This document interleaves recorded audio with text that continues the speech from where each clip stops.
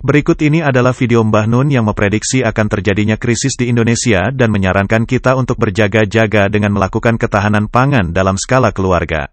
Nanti tahun depan bulan ketiga sampai keempat mungkin yang ngurusi keuangan Indonesia akan mengundurkan diri dari jabatannya karena sudah tidak bisa utang lagi, sudah tidak bisa bayar cicilan.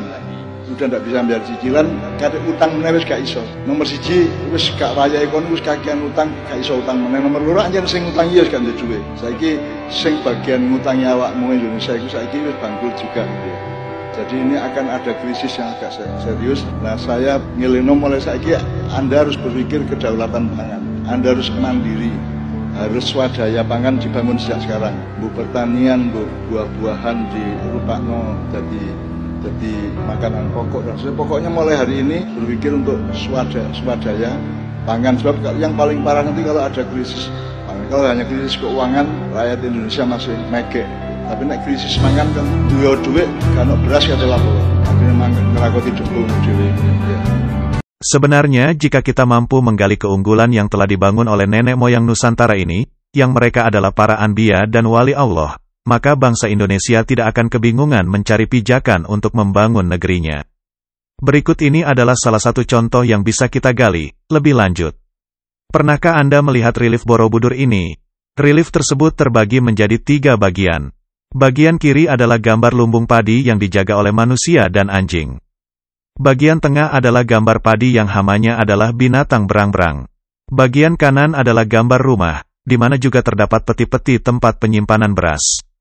Gambar di bagian tengah sering diyakini sebagai tanaman sorghum oleh kalangan peneliti relief, karena di zaman sekarang tidak ada tanaman padi yang tingginya seperti pohon jagung atau setinggi badan manusia dewasa. Padahal gambar itu menjelaskan bahwa itu memang jenis tanaman padi di Jawa, yang di masa lalu tidaklah pendek, seperti saat ini. Jadi relief itu bukanlah gambar sorghum, tetapi padi. Dengan kata lain, leluhur kita di masa lalu memberikan data gambar tentang tanaman padi yang memiliki varietas unggul. Yaitu tanaman padi yang tumbuh tinggi, yang batangnya sering dimakan binatang berang-berang dan dipakai juga sebagai rumah berang-berang tersebut.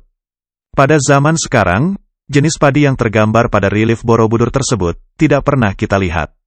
Nah, ternyata kaum Jawa masih menyimpan benih jenis padi tersebut, seperti yang terlihat pada video berikut. Inilah tanaman padi milik kakak beradik Imam Syafi'i dan Muhammad Diyaudin, warga Kelurahan Sumberdiren, Kecamatan Garum, Kabupaten Blitar. Kakak beradik ini menanam padi raksasa di setengah hektar sawahnya yang terletak di Desa Pojok, Kecamatan Garum. Tanaman padi raksasa ini diberi nama PIM atau Petani Pari Indonesia Menggugat. Jenis ini bahkan asing di telinga para petani. Tidak tanggung-tanggung, tinggi padi varietas PIM ini berkisar antara 1,5 hingga 2 meter. Tidak hanya tinggi, batang padi PIM ini juga lebih besar jika dibandingkan dengan jenis padi lainnya. Untuk tangkai gabah lebih panjang, sehingga bulir gabah mencapai 800 hingga 950 buah. Berbeda dengan tanaman padi biasa miliknya yang memiliki ketinggian hanya sekitar 0,5 meter dan memiliki bulir antara 150 hingga 200 bulir pada tangkai batang gabah. Padi jenis PIM ini dibeli Imam dari Boy, seorang penyuluh pertanian lapangan di Kecamatan Kanigoro untuk diuji coba di 2 lahan berbeda. Di Desa Combong, padi yang viral ini telah habis dipanen. Sementara padi yang ditanam di Desa Pojok akan dipanen sepekan lagi. Imam mengaku sejak menanam padi PIM, hasil panennya 2 kali lipat jika dibandingkan dengan jenis padi biasa. Sebuah rekaman lahan padi di Blitar menjadi viral di media sosial belakangan ini. Betapa tidak, padi ini memiliki tinggi hingga 2 meter dan 1.000 lebih bulir padi per tangkainya. Wah, seperti apa ya? Berikut liputannya.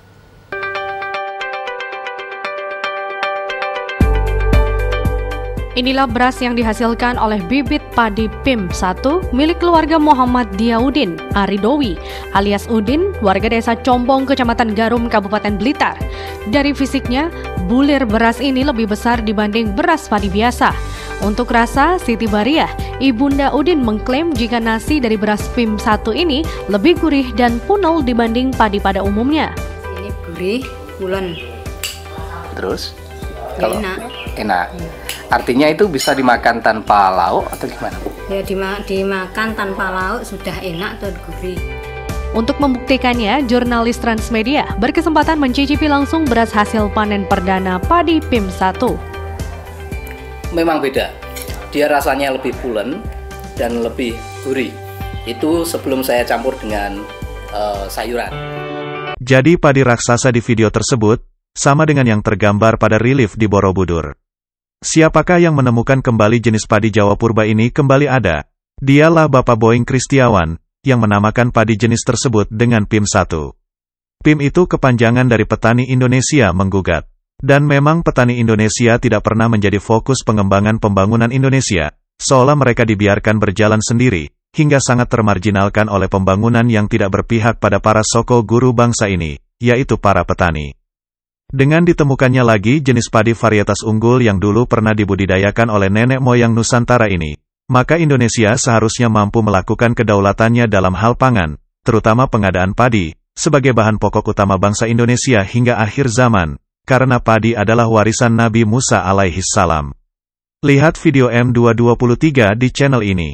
Di samping itu juga perlu menata kembali tata kelola produk pertanian dengan menghapuskan para tengkulak dan maklar hasil panen, dengan membangun lumbung desa melalui koperasi desa dan pabrik-pabrik pengawetan makanan, seperti yang disarankan oleh nenek moyang Nusantara di relief Borobudur tersebut. Semoga dengan kedaulatan pangan di Indonesia, akan mampu membawa rakyat Indonesia mencapai kemakmurannya, karena tidak merasa khawatir lagi akan kekurangan pangan di masa depan.